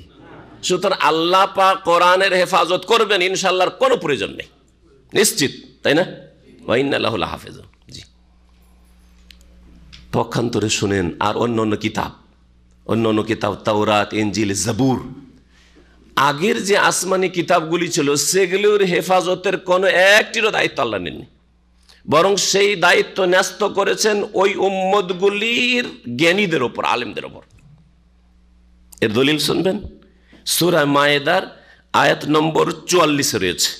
আল্লাহ পাক বলছেন বেমাস্তুহফিজু মিন কিতাবিল্লাহ, বেমাস্তুহফিজু মিন কিতাবিল্লাহ, তাদের কাছ থেকে, অর্থাৎ বনি ইসরাইলদের আলেমদের কাছ থেকে কিতাবুল্লাহ, আল্লাহর কিতাব তাওরাত, ইনজিল, জাবুরের হেফাজত তলব করা হয়েছিল। তোমরা হেফাজত করো, তোমাদের দায়িত্ব দেওয়া হইল, তোমাদের কাঁধে এই দায়িত্ব ন্যস্ত করা হইল। বেমাস্তুহফিজু মিন কিতাবিল্লাহ। এই জন্য তারা নিজের কাজে যখন অবহেলা করেছে, সামলাইতে পারেনি, শব্দের বিকৃতি ঘটেছে, অর্থের বিকৃতি ঘটেছে। হ্যাঁ, তাওরাত ইনজিল আসল রূপে মোটেই নেই, তাওরাত ইনজিল আসল রূপে মোটেই নেই, একেবারে বিকৃত হয়ে গেছে। অর্থের বিকৃতি তো ঘটেছে, শব্দের বিকৃতি ঘটেছে, শব্দের বিকৃতি ঘটেছে। কিন্তু কোরআন কারীম আল্লাহ পাক নিজেই হেফাজত দায়িত্ব নিয়েছেন, এই জন্য তাতে কোনো রকমের রদবদল হয়নি, আর হবে না। ওয়ালাকাদ আরসালনা মিন ক্বাবলিকা ফী শিয়াইল আউয়ালিন, আর নিঃসন্দেহে হে নবী মুহাম্মদ সাল্লাল্লাহু আলাইহি ওয়াসাল্লাম, তোমার পূর্বে আমি রাসূলগণকে প্রেরণ করেছি ফী শিয়াইল আউয়ালিন, পূর্ববর্তীদের বিভিন্ন সম্প্রদায়, বিভিন্ন গোত্রে, বিভিন্ন দলে। শিয়াউনের ওয়াহেদ হচ্ছে শিয়াতুন, শিয়াতুন মানে দল, শিয়াতুন মানে দল। এই শিয়াদেরকে শিয়া কেন বলা হয় জানেন কি? আসলে শব্দটা ছিল শিয়ানে আলী বা শিয়াতু আলী, আলীর দলের লোকেরা। তারা প্রথম দিকে আলী রাদিয়াল্লাহু তাআলা আনহুর সাথে ছিল, তাদের প্রথম যুগের মানুষরা, তারা এই ভ্রান্ত আকীদাই ছিল না, এই শিরকি আর কুফরি আকীদাই ছিল না। তারা সাহাবায়ে কেরামদেরকে গালমন্দ করতো না। কিন্তু যখন তাদের প্রথম ইখতিলাফ শুরু হইল, আলী রাদিয়াল্লাহু তাআলা আনহুর সাথ যারা দিয়েছিলেন তারা বলতেন নাহনু শিয়াতু আলী, আমরা হচ্ছি আলী রাদিয়াল্লাহু আনহুর দলের লোক, অন্যরা অন্য দলের লোক। উদাহরণস্বরূপ মুআবিয়া রাদিয়াল্লাহু তাআলার লোক। তো এইভাবে বলা হতো। তারা কোনো সাহাবীকে গালও দিতেন না, আর আবু বকর, ওমর, উসমানের খেলাফতকে তারা অস্বীকার করতেন না। কোনো এইরকম বেদিনী ছিল না, আর গোমরাহি তাদের ছিল না। কিন্তু আলী রাদিয়াল্লাহু তাআলার জীবদ্দশায় একটি দল বেরোলো, তারা বলে যে না, আলীর মধ্যে অসাধারণ ক্ষমতা রয়েছে, আলী আমাদের এলাহ, আলী আমাদের এলাহ। এই চরমপন্থী যখন বেরোলো, জানতে পারেন আলী রাদিয়াল্লাহু তাআলা আনহু। তখন তার এক খাস ভক্ত ছিল কাম্বার, যার নামে এখানে আব্দুর রাজ্জাক বিন কাম্বার আনসারী কাম্বার মসজিদ আছে এখানে। তো এই কাম্বারকে বললেন যে একটা গর্ত খনন করো, পরীক্ষা খনন করো, গর্ত খনন করে ওখানে আগুন জ্বালাও, আর এই মুরতাদগুলিকে, মুশরিকগুলিকে সবগুলিকে আগুনে জ্বালাও। আলী রাদিয়াল্লাহু তাআলা এই হাদিস জানা ছিল, লা তুআযিবু বিআযাবিল্লাহ, আল্লাহর আযাব দিয়ে, আগুন দিয়ে কাউকে আযাব দিও না, এই হাদিসটা তারা জানা ছিল না। আর তিনি শাস্তি দিতে চেয়েছেন, কঠিন শাস্তি, মারবো কিন্তু এদেরকে কঠিন শাস্তি দিয়ে মারি। সবগুলোকে আগুনে নিক্ষেপ করা হয়েছিল, জ্বালানো হয়েছিল। পরে যখন তাকে আব্দুল্লাহ বিন আব্বাস বা অন্য কোনো সাহেব বললেন যে নবী সাল্লাল্লাহু আলাইহি ওয়াসাল্লাম থেকে আমি এই হাদিসটা শুনেছি, তখন তিনি আক্ষেপ করেছিলেন যে আমার যদি জানা থাকতো তাহলে তাদেরকে হত্যা করতাম, তাদেরকে আগুনে পুড়াইতাম না। কিন্তু জ্বালিয়েছেন না, হত্যা তো করেছেন, যেভাবে হোক না কেন হত্যা করেছেন কিনা। তাহলে বোঝা গেল যে যারা আলীর মধ্যে মনে করে যে খোদাই এলাহি শক্তি রয়েছে, আমাদের দেশের ওই ছুতারগুলো, মিস্ত্রিগুলো, কাঠ মিস্ত্রিরা কাঠকে ওটা তো ইয়া আলী বলে, বলে না, এরা কি, এরা ওই দল। আলী রাদিয়াল্লাহু তাআলা থাকলে এদেরকে না জ্বালালো, ওই হাদিস জানার পর না জ্বালালো, এদেরকে সবগুলিকে হত্যা করতেন। এরা মুরতাদ সব, তাই না? জি হ্যাঁ, এইরকম শিরকি আকীদা যাদের রয়েছে, যারা আল্লাহকে না ডেকে আলীকে ডাকে, হুসাইনকে ডাকে, হাসানকে ডাকে, ফাতেমাকে ডাকে, অথবা তারা ডাকে জিলানিকে ডাকে, চিস্তিকে ডাকে, শাহজালালকে ডাকে, শাহপুরানকে ডাকে, এরা কি তাহলে চিন্তা করুন তো। আরে আলী কি যদি নবী সাল্লাল্লাহু আলাইহি ওয়াসাল্লামের জামাতা, চাচাতো ভাই, চতুর্থ খলিফা এসে তাকে ডাকলে যখন বড় শিরক, এত বড় শাস্তি হতে পারে, তাহলে বাকি অন্যগুলোকে ডাকলে কত বড় শাস্তি হতে পারে। শুধু ইসলামের বিরুদ্ধে যারা বলে দিল তারাই শুধু মুরতাদ হয়ে গেল, এত ফতুয়াবাজি। আর ওই ফতুয়াটা কে দিবে যে ধর্মের নামে যারা মুরতাদ হয়ে বসে আছে, এমন বাতিল ধর্ম বিশ্বাস করে আর পালন করে, যেই ধর্মে মুরতাদ হয়ে বসে আছে, ইসলাম বিমুখ হয়ে বসে আছে। যারা বলে যে ওলি আউলিয়ারা একটা খাস মর্তবায় উচ্চ স্থানে পৌঁছে গেলে, আল্লাহতে যখন ফানা হয়ে যায়, তখন আর নামাজ রোজা কিছু ফরজ থাকে না, আর তাদের জন্য কোনো কিছু হারাম থাকে না, সব তাদের জন্য হালাল হয়ে যায়, জেনা ব্যভিচার সব কিছু হালাল হয়ে যায়, খিজিরের দল তারা সেজে যায়। বলেন এরা কত বড় মুরতাদ বলেন দেখি। এরা তো ধর্মের নামে, এরা ধর্ম ব্যবসায়ী, এগুলো কেন মুরতাদ বলছে না? কেউ যদি হজের বিরুদ্ধে বলে দেয়, কোরবানির বিরুদ্ধে বলে দেয়, যদি কোনো একটা ইসলামের বিধিবিধানের বিরুদ্ধে বলে দেয়, তার বিরুদ্ধে তো ফতোয়া, ওখানে ঠিক আছে তো ওইখানেও ঠিক আছে। ফতোয়া দুটোই ক্ষেত্রে একই রকম হইতে হবে, যাতে করে আমাদের ইসলামের মানদণ্ড ঠিক থাকে, মিজান আমাদের ইনসাফ নেই নীতি ঠিক থাকে। আল্লাহ পাক রব্বুল আলামিন বলছেন যে ওয়ালাকাদ আরসালনা মিন ক্বাবলিক, তোমার পূর্বে আমি রাসূলগণকে পাঠিয়েছি, ফি শিআইল আউয়ালিন, পূর্ববর্তীদের বিভিন্ন দলে, বিভিন্ন গোত্রে আল্লাহ রাসূল পাঠিয়েছেন, আর ওদের সাথে এই আচরণই করা হয়েছে যে আচরণ তোমার সাথে করছে মক্কার মুশরিকরা। এজন্য তুমি কষ্ট নিও না, সান্ত্বনা দিচ্ছেন আল্লাহ পাক রাসূলুল্লাহ সাল্লাল্লাহু আলাইহি ওয়াসাল্লামকে। ওয়া মা ইয়াতিহিম মিন রাসূলিন ইল্লা কানু বিহি ইস্তাহজিউন, তাদের কাছে যে কোন রাসূল আগমন করত, তখন ওই কাফের মুশরিকরা, অবাধ্যরা তাদেরকে নিয়ে ঠাট্টা বিদ্রূপ করত, উপহাস করত। কাযালিকা নাসলুকুহু ফি কুলুবিল মুজরিমিন, আল্লাহ পাক বলছেন এইভাবেই আমি সঞ্চারিত করি এই কুফরিকে আর আল্লাহর নেক বান্দাদেরকে নিয়ে, রাসূলগণকে নিয়ে ঠাট্টা বিদ্রূপ করাকে, ফি কুলুবিল মুজরিমিন, অপরাধী পাপিষ্ঠদের অন্তরে। আল্লাহ পাক নিজের সাথে সম্পৃক্ত করলেন যে এটা তাদের অন্তরে আমি সঞ্চার করি, কুফরি এবং ঠাট্টা মজাক করা ইসলামকে নিয়ে, আল্লাহ পাকের নবী রাসূলগণকে নিয়ে, এটা আমি সঞ্চার করি। ওরা করে, আর আল্লাহকে নিজের সাথে কেন সম্পৃক্ত করছেন? আল্লাহ এই জন্য সম্পৃক্ত করছেন যে আল্লাহ সৃষ্টিকর্তা, সৃষ্টির দিক থেকে, খালকের দিক থেকে আল্লাহ সব কিছুর স্রষ্টা, যেহেতু সেই জন্য আল্লাহ পাক এটা করেন, কিন্তু তাদের পাপের কারণে। এই জন্য কোরআনের অন্য অন্য একাধিক এই মর্মে আয়াত রয়েছে, বালতাবা আল্লাহ আলাইহা বেকুফরিহিম, তাদের অন্তরগুলিতে আল্লাহ মোহর লাগিয়েছেন। আল্লাহ কেন লাগালেন? বেকুফরিহিম, তাদের কুফরির পরিণতি স্বরূপ কারণে। জি হ্যাঁ, যদি তারা কুফরিতে না বাড়তো, কুফরি বৃদ্ধি না করতো, অবাধ্যতা তাদের বেড়ে না যেত, তাহলে আল্লাহ পাক রব্বুল আলামিন এই অবস্থার সৃষ্টি করতেন না, তাদের অন্তরে কুফরি সঞ্চার করতেন না। লা ইউমিনুনা বিহি, সুতরাং এরা ঈমান নিয়ে আসবে না, এরা কোরআনের প্রতি ঈমান নিয়ে আসবে না। ওয়াকাদ খালাত সুন্নাতুল আউয়ালিন, আর পূর্ববর্তীদের রীতি অতিবাহিত হয়ে গেছে, রীতি এসেছে, এর আগে চলে এসেছে। অর্থাৎ আগে যে জাতিগুলি এসেছিল এইরকমই করেছে, এইরকম অবাধ্য হয়েছে, তখন তাদেরকে আল্লাহ পাক ধ্বংস করেছেন। ওয়ালাউ ফাতাহনা আলাইহিম বাবা মিনাস সামা, আল্লাহ বলছেন এমন কি আমি আকাশের দরজাও যদি খুলে দিই, শুধু কয়েকটা ফেরেশতা নামিয়ে দেওয়া নয়, আকাশের দরজাগুলি দিলাম খুলে, ওয়ালাউ ফাতাহনা আলাইহিম বাবা মিনাস সামা, আকাশের যদি দরজা খুলে দিই তাদের ওপর, ফাজাল্লু ফিহি ইয়ারজুন, আর তা দিয়ে তারা চড়তে শুরু করে, খুব সহজে আকাশে যায় আসে, এইরকম যদি সুযোগ সুবিধা কাফের মুশরিকদেরকে, অবাধ্য নাফরমানদের কেউ দিয়ে দিই, লাকালু, তারপরেও কি অজুহাত করবে? হ্যাঁ, ঈমান নিয়ে আসবে না, আমল করবে না। বেনামাজিকে যদি চান্স দেওয়া, যাও আকাশে ঘুরে এসো, যাও, তারপরে নামাজ পড়বে না, কারণ আল্লাহ পরকালে বিশ্বাস নেই। যতই অলৌকিকত্ব আল্লাহ দেখাক না কেন, যতই অসাধারণ কিছু আল্লাহ পাক দেখিয়ে দিক আর দিয়ে দিক না কেন, যারা ঈমান আনবে না, যারা আমল করবে না, আল্লাহ কথাই বলছেন। ফাজাল্লু ফিহি ইয়ারজুন, তাতে তারা চড়তে থাকলো, কিন্তু তারপরে কি বলবে জানো? বলছে লাকালু, অবশ্যই তারা বলবে ইন্নামা সুক্কিরাত আবসারুনা, আমাদের নজর বন্ধ করে দেওয়া হয়েছে। আমি খুব সহজ ভাষা দিয়ে তর্জমা করলাম। জাদু যারা দেখাইতে আসে, গ্রামে গঞ্জে জাদু দেখাইতে আসে না, জাদু দেখাইতে আসে, আসার পরে সুবহানাল্লাহ, এমনিতেও দেখতাম যে রসগোল্লা খাওয়াচ্ছে, অথবা একটা ম্যাচেসের মধ্যে থেকে বিড়ি সিগারেট বের করে দিচ্ছে, দেখালো যে দেখো ম্যাচেস আছে, হ্যাঁ দিয়া সলাই, আর তারপরে তাতে একবার বিড়ি, একবার সিগারেট, একবার কি দেখাচ্ছে, রসগোল্লা সবকে খাওয়াচ্ছে, মাটির গুলি থেকে বানাইলো আর রসগোল্লা খাওয়াচ্ছে, দেখেছেন? দেখেন নাই?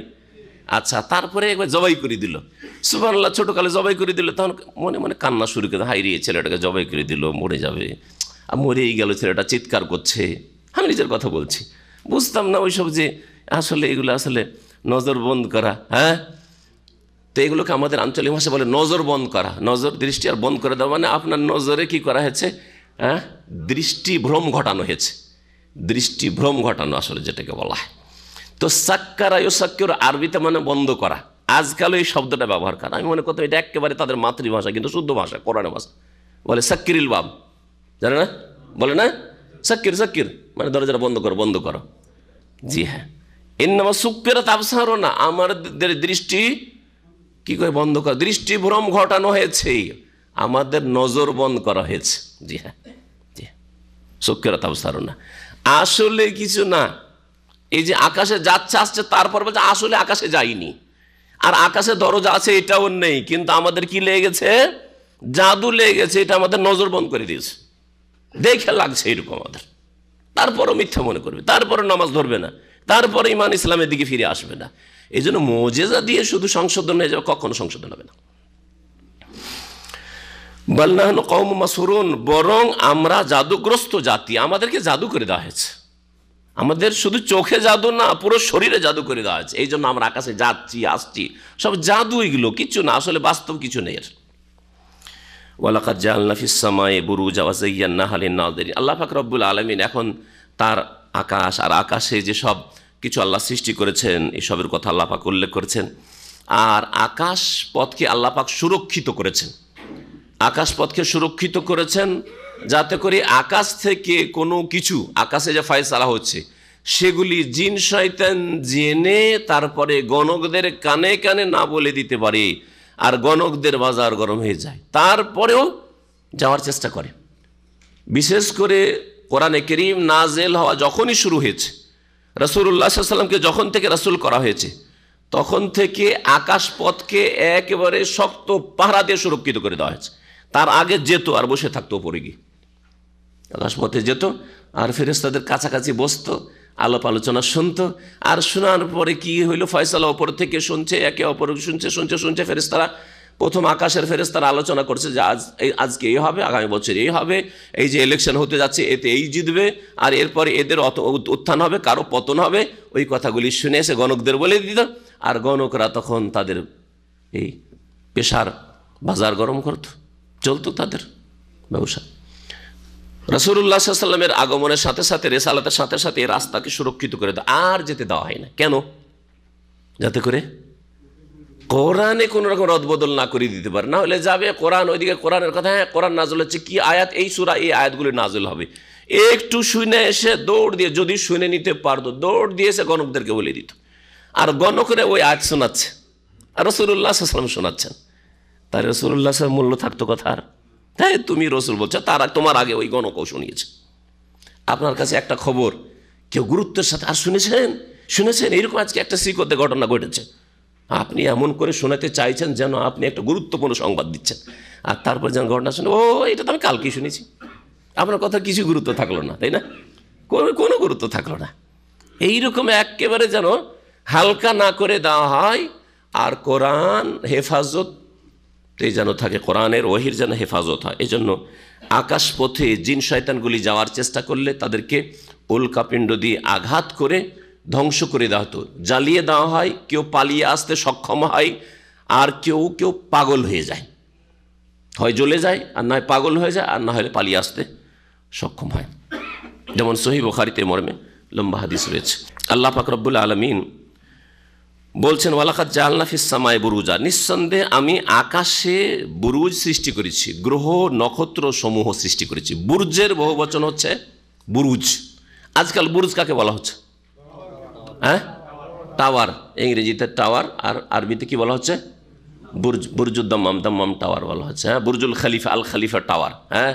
আরও কি বুরজ আছে, সব রিয়াজে আছে। বুরজ মানে টাওয়ার। তো টাওয়ারকে বুরজ কেন বলা হচ্ছে? বারাজা ইয়া বুরুজু মানে হচ্ছে প্রকাশ হওয়া। বারাজা বুরুজ মানে হচ্ছে প্রকাশ হওয়া, জাহির হওয়া। আর টাওয়ার গোটা শহরের মধ্যে প্রকাশ পায়, দূর দূর থেকে দেখতে পাওয়া যায়, রে এইটা হচ্ছে অমুক টাওয়ার, এটা হচ্ছে অমুক হোটেল, তাই না? দূর থেকে দেখা যায়। এই জন্য টাওয়ারগুলিকে আজকাল বুরজ বলা হচ্ছে। এই জাহের হওয়া, প্রকাশ করা বা প্রকাশ হওয়া, এই অর্থে যেহেতু বারাজিম, সেই জন্য মহিলাদের বেহায়া বেপর্দা হওয়াকে তাবাররুজ বলা হয়েছে কোরআন ভাষায়। ওয়াকারনা ফি বুয়ুতিকুন্না ওয়ালা তাবাররাজনা তাবাররুজাল জাহিলিয়াতিল ওলা। ওয়াকারনা ফি বুয়ুতিকুন্না, হে নারী জাতি, তোমরা তোমাদের বাড়িতেই অবস্থান করো, বিনা কাজে বাইরে যেও না। কাজে যেতে পারবে কিন্তু সুরক্ষিতভাবে যাবে, দূরে যেতে হলে মাহরামের সাথে। আর কাছে গেলেও ফিতনা মুক্ত হয়ে যাবে, আকর্ষণের সাথে যাবে না, অলংকার দেখিয়ে যাবে না, প্রকাশ করে যাবে না, ইত্যাদি ইত্যাদি, ফিতনার কারণ না হয় অন্যের জন্য, বা নিজেও ফিতনায় না পড়ে। তোমরা বাড়িতে অবস্থান করো, এটা হচ্ছে আসল। মেয়েদের বাড়িতে থাকায় আসল, চাকরি করা আসল নয়, মেয়েদের নেতৃত্বে যাওয়ায় আসল নয়, মেয়েদের রাস্তাঘাটে কলেজ আর কারখানাতে কাজ করে আসল না। আসল হচ্ছে ওয়াকারনা ফি বুয়ুতিকুন্না। আল্লাহ যিনি সৃষ্টি করেছেন নারী জাতিকে, তিনি ভালো করে জানেন যে কোথায় তাদের সার্বিক মঙ্গল রয়েছে। ওয়াকারনা ফি বুয়ুতিকুন্না ওয়ালা তাবাররুজনা তাবাররুজাল জাহিলিয়াতিল উলা। আর প্রাচীন যুগে, জাহিলিয়াত বর্বরতার যুগে আর পাপের যুগে যে বেহায়া বেপর্দা হয়ে চলাফেরা করতো মহিলারা, ওই রকম তো না বেহায়া বেপর্দা চলাফেরা করিও না। তাবাররুজ না, তাবাররুজ মানে তাহলে নিজেকে প্রকাশ করা, নিজের অলংকার প্রকাশ করা, শরীর প্রকাশ করা, পেট প্রকাশ করা, আর রান প্রকাশ করা, পা প্রকাশ করা। মহিলাদের মাথা থেকে পা পর্যন্ত সবটাই ঢেকে রাখার বস্তু। নবী সাল্লাল্লাহু আলাইহি ওয়াসাল্লাম বলছে, আল মারআতু কুল্লুহা আওরা, নারী জাতি হচ্ছে ঢেকে রাখার বস্তু। তো আল্লাহ বলছেন, আকাশে কি সৃষ্টি করেছি? বুরুজ। এই বুরুজের সহি তাফসীর সবচাইতে হচ্ছে গ্রহ নক্ষত্র, যেগুলি প্রকাশ্য। এত দূর থেকে দেখতে পাচ্ছেন, এটা অমুক তারা, এটা অমুক গ্রহ, আর এটা হচ্ছে আপনার সূর্য চন্দ্র, সবগুলিকে সামিল। জি, একটা তাফসীর। কেউ বুরজের তাফসীর করেছেন সূর্য চন্দ্র বা গ্রহগুলির যে কক্ষ স্থান রয়েছে, চলার স্থান, কক্ষ রয়েছে, এই কক্ষগুলিকে বলা হয়েছে বুরজ। এই জন্য 12 মাসে 12টি যে বুরজ রয়েছে, কক্ষ রয়েছে এই গ্রহগুলির, এটাকে কেউ বুঝিয়েছে। আর এই বুরজ মানে রাশি হয়। রাশি কয়টি রয়েছে জানেন কি রাশি সম্পর্কে? 12টা রাশি, ওই রাশিগুলিকে বুঝিয়েছে। জি, কিন্তু এগুলি তফসির এখানে নেই। এখানে বুরুজ, কোরআনের ভাষায় বুরুজ। তাবারাকাল্লাযী জাআলা ফিস সামায়ে বুরুজা, সূরা ফুরকানে বলেছেন, আকাশ আল্লাহ বুরুজ তৈরি করেছেন, মানে প্রকাশ্য আল্লাহ পাক রব্বুল আলামিনের সৃষ্টিগুলি, সূর্য চন্দ্র গ্রহ নক্ষত্র, এগুলিকে বোঝানো হয়েছে, যেগুলি প্রকাশ হয়ে রয়েছে। ওয়াযায়্যান্নাহা লিন-নাযিরিন, এবং দর্শকদের জন্য সেগুলিকে সুসজ্জিত করেছেন, এগুলিকে সুসজ্জিত করেছেন, এগুলিকে সাজিয়েছেন, দেখতে পাচ্ছি আমরা। তাহলে জিনত হচ্ছে গ্রহ নক্ষত্র সূর্য চন্দ্র, এগুলি হচ্ছে জিনত, এগুলোকে বোঝানো হয়েছে। আর যদি কক্ষ হতো বা রাশি হতো তাহলে কেমন করে জিনত হবে? ওয়াহাফিজনাহা মিন কুল্লি শাইতানির রাজিম, আর এগুলির সুরক্ষা করেছি। এই আকাশ পথে যা কিছু আছে, গ্রহ নক্ষত্র আর আকাশ, এগুলির আমি সুরক্ষা করেছি মিন কুল্লি শাইতানের, প্রত্যেক বিতাড়ি শয়তান থেকে, প্রত্যেক বিতাড়িত শয়তান থেকে আমি সুরক্ষিত করেছি। শয়তানকে রাজিম বলা হয় কেন? রাজামায়ের মানে পাথর মারা, রাজামায়ের মানে পাথর মারা। এই জন্য জামরাকে অনেক আরবরা তাদের মাতৃভাষায় কি বলে জানেন? হ্যাঁ, মারজম বলে। রুহুতুল মারজম মানে জামরাকে মারজম মানে পাথর মারার স্থান। রাজামায়ের মানে পাথর মারা। তো শয়তানকে রাজিম মানে মারজুম। হ্যাঁ, ফাইল ইসে মাফুলের অর্থ রয়েছে, অর্থাৎ যেই শয়তান পাথরের আঘাত আল্লাহ পাক রব্বুল আলামিনের রহমত থেকে তাদেরকে শয়তান জিন শয়তানকে বঞ্চিত, জিনের মধ্যে যারা মুসলিম কাফের ইবলিসের চেলা, সেগুলিকে তাড়িয়ে দেওয়া হয়েছে। এই অর্থে শয়তানকে রাজিম বলা হয়েছে, বিতাড়িত, আল্লাহর রহমত থেকে বিতাড়িত। পাথর মেরে যেমন তাড়িয়ে দেওয়া হয়, তেমনই আল্লাহর রহমত থেকে শয়তানকে তাড়িয়ে দেওয়া হয়েছে। শয়তান থেকে সুরক্ষিত করেছেন আল্লাহ পাক রব্বুল আলামিন আকাশপথকে। ইল্লা মান ইস্তারাকাস সামাহ, তবে যে চুরি করে শোনার জন্য কান পাতবে। ইস্তারাকাস সামাহ মানে চুরি করে শোনা। দুজন আপনারা আলোচনা করছেন কিছু এদিকে আর ওইদিকে কান লাগিয়ে কেউ শুনছে, এটা হচ্ছে ইস্তিরাকুস সামাহ, কান লাগিয়ে শোনা, শোনার চেষ্টা করা। তো এরা ওই শয়তানগুলো কান লাগিয়ে শোনার চেষ্টা করে যে কি ফেরেশতারা উপরে আলোচনা করছে। যখনই ওরা চেষ্টা করে চুরিয়ে শোনার, ফাতবাহু শিহাবুম মুবিন, তখন স্পষ্ট উল্কাপিণ্ড তাদের পশ্চাৎ ধাবন করে, তাদের পিছু করে। আতবাইদ মানে পিছে ধাওয়া করা। জি হ্যাঁ। ওয়াল আরদা মাদাদনাহা, এবং জমিনকে সম্প্রসারিত করেছি। ওয়াল কাইনা ফিহা রাওয়াসি, আর তাতে স্থাপিত করেছি আমি আল্লাহ এই জমিনে রাওয়াসি। রাওয়াসি মানে জাবাল মানে কি? পাহাড়, হ্যাঁ, পর্বত। জেবাল বহু বচন, আর রাসিয়াতনের বহু বচন হচ্ছে রাওয়াসি, পর্বতমালা, বড় বড় পাহাড় পর্বত আল্লাহ পাক রব স্থাপিত করেছেন। ও আম্বাতনা ফিহা মিন কুল্লি শাইইন মাওজুন, আর তাতে আমি উদ্গত করেছি প্রত্যেক বস্তু থেকে সুপরিমিতভাবে। মাওজুনুন ওজন থেকে, যে ওজন করা হয় সুপরিমিত। কতটা ওজন? 5 কিলো, মানে 5 কিলো, হ্যাঁ, পরিমাণ জানা আছে। এখানে মওজুন মানে সুপরিমিত। আল্লাহ পাক রব্বুল আলামিন প্রত্যেক বস্তুকে উদ্গত করেন, যে উদ্ভিদ, ঘাস, পাত, ফসল, যা কিছু আল্লাহ পাক উদ্গত করেছেন তা হচ্ছে সুপরিমিত। ওয়াজআলনা লাকুম ফিহা মাআইশা, আর এই পৃথিবীতে তোমাদের জন্য জীবিকার ব্যবস্থা করেছি। মাঈশাতনের বহু বচন হচ্ছে মাইশ, যার দ্বারা মানুষ, জীবন উপকরণ যেটাকে বলা, যার দ্বারা মানুষ জীবিকা নির্বাহ করতে পারে, যা খেয়ে পান করে জীবিকা নির্বাহ করতে পারে। আমাল্লাস্তুম লাহু বিরাজিকিন, এবং ওইসব তোমাদের জন্য রিজিকের ব্যবস্থা করেছি, মাঈশা জীবন উপকরণ ব্যবস্থা করেছি, এবং ওই সব লোকদের জন্য বা ওই সব সৃষ্টির জন্য ব্যবস্থা করেছি যাদেরকে তোমরা রিজিক দাও না, আমি আল্লাহ দিই। আর এরা কারা? আবার একদল বলছেন দাস দাসীকে বোঝানো হয়েছে, কারণ মনি মনে করে যে তো আমার দাস দাসী, ওর ইনকাম তো সব কিছু আমার, আমি ওকে খেতে না দিলেও খেতে পাবে কোথায়? তো আল্লাহ বলছেন দেখো তোমাদের বাড়ির চাকর নকর দাস দাসীদেরকে তোমরা খেতে দাও না, আমি আল্লাহ খেতে দিই। এরকমই অসহায় ছেলে মেয়ে যারা দুর্বল, এখনো কাজের যোগ্য হয় না, আপনার ছেলে মেয়ে, আমাল্লাস্তুম লাহু বিরাজিকিন, এগুলোকে তোমরা রিজিক দাও না। মনে করছে আমি বাপ খাওয়াচ্ছি, হ্যাঁ, চাচা খাওয়াচ্ছি, মামা খাওয়াচ্ছি এতিমকে, না না না না, আমি আল্লাহ রিজিক দিচ্ছি, আমি আল্লাহ রিজিক দিচ্ছি। তোমাকে মাধ্যম করেছি ওর রিজিক পৌঁছানোর জন্য, কিন্তু রিজিক দাতা আল্লাহ পাক রব্বুল আলামিন। রিজিকের দ্বার আল্লাহ পাক সবার জন্য খোলা রেখেছেন। আর একটি তাফসীর হচ্ছে চতুষ্পদ জন্তু। কেউ কেউ বলেছেন না, চতুষ্পদ জন্তু তো গৃহপালিত পশু, মানুষ বাড়িতে যেসব পোষে, গরু, ছাগল, উট, এগুলিকে খাওয়াই, বলছে তোমরা খাও না, আমি আল্লাহ খাওয়াই, ওই খাদ্যের ব্যবস্থা আমি করি।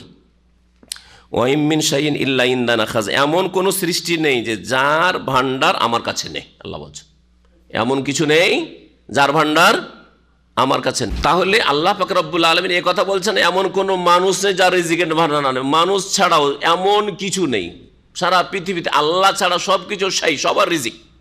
গাছপালা রিজিকের ব্যবস্থা, গাছের জন্য যে রসের প্রয়োজন হবে, হ্যাঁ, আপনার শস্য ক্ষেত খামারের জন্য যে রসের প্রয়োজন, পানির প্রয়োজন হবে, সব কিছু রিজিক আল্লাহর কাছে আছে। ইল্লা ইনদানা খাজাইনহু, তার খাজানা ভান্ডার আমার কাছে রয়েছে, আল্লাহ বলছেন।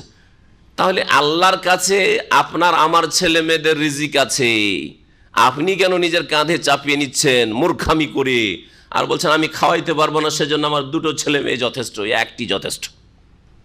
এর চাইতে বড় গুমরা আর কি আছে, যার আল্লাহর ভরসাই নেই, যে নিজে আব্দুর রাজ্জাক না হয় নিজেই রাজ্জাক হয়ে বসে আছে, নিজেই নাকি রিজিক দাতা হয়ে গেছে, আল্লাহর নাম নিজে কেড়ে নিয়েছে। হ্যাঁ, তাগুত নয়, লা হাওলা ওয়ালা কুওয়াতা ইল্লা বিল্লাহ। যদি কেউ মনে করে যে আমি আমার ছেলে মেয়েকে আমি রিজিক দিচ্ছি, তো তাগুত, সে আল্লাহর নামে নিজের জন্য কেড়ে নিল।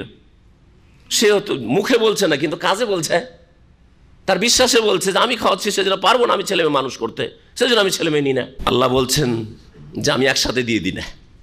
একসাথে দিয়ে দিলে পাপের কাজে ব্যবহার বেশি শুরু হয়ে যাবে। ওয়ালাউ বাসাতাল্লাহু রিজকা লিইবাদি লাবাগাউ ফিল আরদ। অন্য আয়াতে আল্লাহ বলছেন বান্দার জন্য, মানব জাতির জন্য আল্লাহ রিজিক যদি প্রশস্ত করে দেন, আমাকে আল্লাহ পাক যে 2-4 হাজার দিচ্ছেন, যদি আমাকে কোটি কোটি দিয়ে দেন, তো লাবাগাউ ফিল আরদ, গোমরাহ হওয়ার আশঙ্কা রয়েছে, পথভ্রষ্ট হওয়ার আশঙ্কা রয়েছে, সীমা লঙ্ঘনের আশঙ্কা, জুলম অত্যাচারের আশঙ্কা রয়েছে। লাবাগাউ ফিল আরদ, পৃথিবীতে বিপর্যয় সৃষ্টি করে ফেলতো, জুলম অত্যাচার করত। আল্লাহ পাকের কথা সত্য। কাউকে যদি আল্লাহ অভাবে রাখেন, শুকরিয়া আদায় করবেন যে এটি কল্যাণ আছে, আলহামদুলিল্লাহ, ঠিক না? আল্লাহ বলছেন এই কথা যে বেশি করে দিলে ক্ষতি ছিল, তোমাকে যেটা দিয়েছি ওতে তোমার কল্যাণ আছে। আর অনেক লোক জুলম অত্যাচার করে ধন সম্পদের কারণে, অথবা নেতৃত্বের বলে, ক্ষমতার বলে, জনের বলে, ইত্যাদি ইত্যাদি। আল্লাহ বলছেন ওমানুনাজ্জিলুহু, আর আমি তা সরবরাহ করি না, তা নাজেল করি না, ইল্লা বিকাদারিম মালুম, তবে নির্ধারিত পরিমাণে, যখন যতটা প্রয়োজন হয় ওই নির্ধারিত পরিমাণে আমি দিয়ে থাকি। আল্লাহ নির্ধারিত পরিমাণে দেন। আল্লাহ পাক রব্বুল আলামিন যেসব রিজিক রয়েছে তার একটা হচ্ছে বৃষ্টি। বৃষ্টি যদি আল্লাহ বেশি করে দিয়ে দেন, তাহলে কি অবস্থাটা হবে বলেন তো দেখি? ধ্বংস হয়ে যাবে না? আল্লাহ যদি আবার কম করে দেন, তাতেও মানুষ ধ্বংস হয়ে যাবে। এই জন্য আল্লাহ বলছেন ওমানুনাজ্জিলুহু ইল্লা বিকাদারিম মালুম। বৃষ্টি থেকে শুরু করে এই বৃষ্টি পানির মাধ্যমে সমস্ত জীবের, শুধু মানুষ, সমস্ত জীবের খাদ্যের ব্যবস্থা হচ্ছে, পানীয়ের ব্যবস্থা হচ্ছে। কারণ বৃষ্টি বন্ধ হলে খানাও পাবেন না, পানিও পাবেন না, কিছুই পাবেন না আপনি।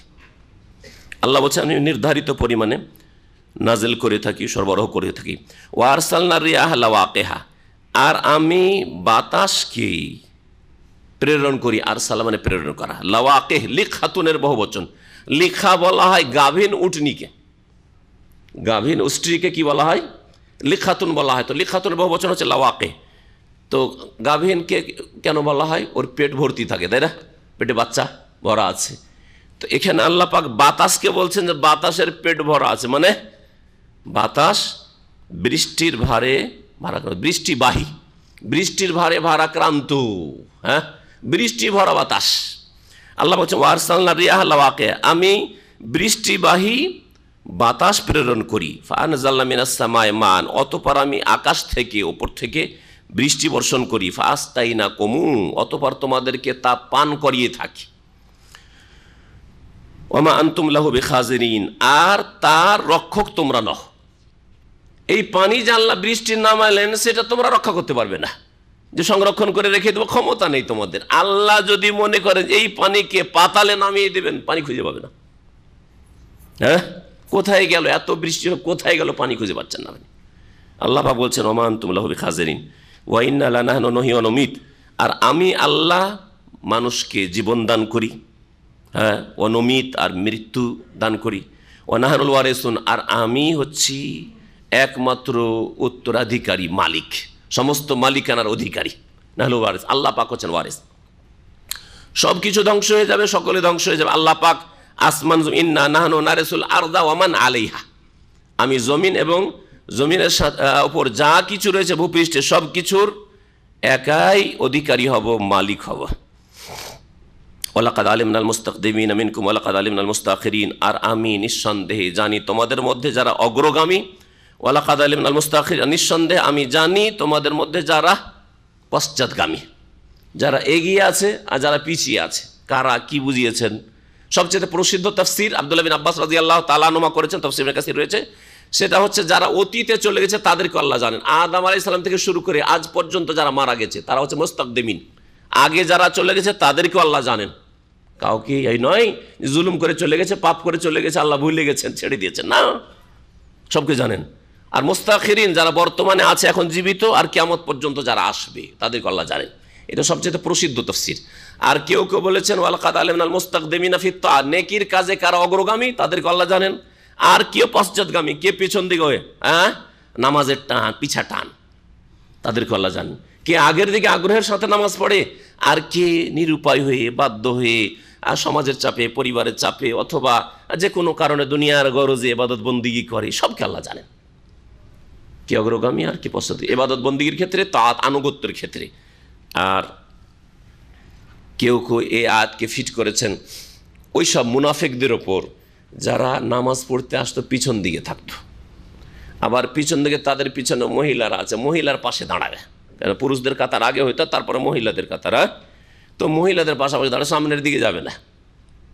এইরকম যাদের অন্তরে বদনিয়ত রয়েছে, অন্তরে রয়েছে কুপ্রবৃত্তির রোগ, মারজু শাহওয়াত, কুপ্রবৃত্তির রোগ, ওদেরকে দেখবেন যে ক্লান্ত হয়ে থাকলেও লেডিস মার্কেটে ঘোরাঘুরি, মহিলা মার্কেটে ঘোরাঘুরি, ক্লান্ত হয়ে থাকবে, হ্যাঁ, ও বাসাতে এসে আরাম করবে না, জানে যে এই সময়টা বিভিন্ন হাসপাতাল থেকে বা বিভিন্ন ক্লিন কোম্পানি থেকে ওই মেয়েরা বাসে করে করে বাজারে আসে আর শপিং করে, ওখানে এসে ধর্ণা দিচ্ছে, দেখছে।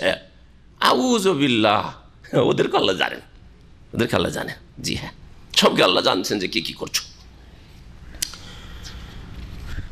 ওয়াইন্না রব্বাকা ইয়াহশুরুহুম, আর হে নবী মুহাম্মদ সাল্লাল্লাহু আলাইহি ওয়াসাল্লাম, তোমার প্রতিপালক তাদেরকে একত্রিত করবে। ইন্নাহু হাকিমুন আলিম, নিঃসন্দেহে তিনি হচ্ছেন প্রজ্ঞাবান আর সর্বজ্ঞ, সব কিছুই জানেন। আজকে এখান থেকে আমার তাফসীর শেষ করছি। এরপরে ইনশাআল্লাহ তাআলা আদম আলাইহিস সালামের সৃষ্টি সম্পর্কে তাফসীর আগামী সপ্তাহে শুরু করব। আল্লাহ পাক রব্বুল আলামিন আমাদের যেন দুনিয়ার বালা মুসিবত থেকে বাঁচিয়ে রাখেন, আখিরাতের বিপদ থেকে আল্লাহ যেন বাঁচিয়ে রাখেন। আল্লাহ আমাদের সকলকে জান্নাতুল ফিরদৌস যেন দান করেন। আল্লাহ পাক রব্বের সমস্ত ফিতনা থেকে, সমস্ত রকমের ব্যাধি থেকে, সমস্ত রকমের বিপদ আপদ থেকে মুক্ত রাখেন। আল্লাহ আমাদের আপনজনদেরকে, মুমিন ভাই বোনদেরকে যে যেখানে আছেন আল্লাহ পাক রব্বুল আলামিন জালেমদের জুলুম থেকে রক্ষা করেন।